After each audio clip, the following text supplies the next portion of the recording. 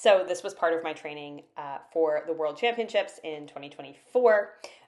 This was a puzzle that had actually been used at one of the national championships in Europe, and I am totally blanking on which one right now, but I was doing as part of my training. This is the kind of puzzle I don't like. So as you can see from the image, it's a blue background with lots of sort of indiscriminate blobs of undersea species.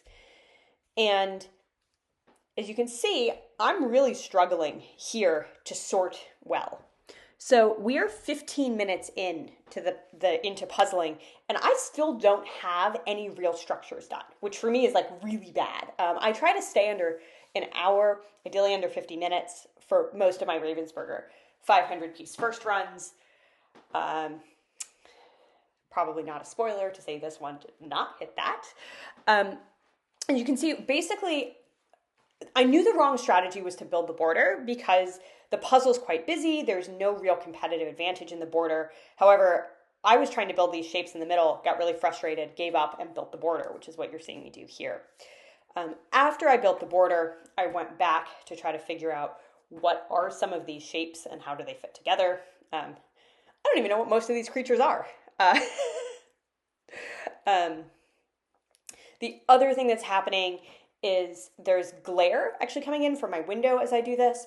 I'd actually try to practice with the less than ideal light conditions because I think it makes it good. So for when you get to competition. So one thing to know, Worlds 23 and 24 were both in Spain in the Millennium Dome. And the Millennium Dome has terrible lighting. In fact, I was there for one competition where the screen that shows kind of what's going on was flashing different colors, and so you're constantly getting different colors on your puzzle. And it makes it much more difficult to do your puzzle.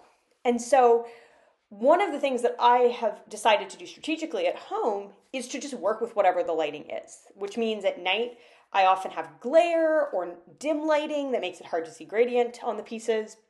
It means during the day I sometimes have way too much sun coming in the window. It also means I sometimes have a cat that jumps on my puzzle, which is a different form of issue. But that means that when I do get into competition, I'm less likely to be knocked off my game because lighting conditions aren't ideal. So in terms of the puzzle itself, now what you're seeing is I am starting to go back to shape sorting. And as you see, I'm holding pieces in my hand, which is a strategy I'm trying to teach myself to do rather than just holding them in a closed fist, just holding them in an open hand. This was a really frustrating puzzle.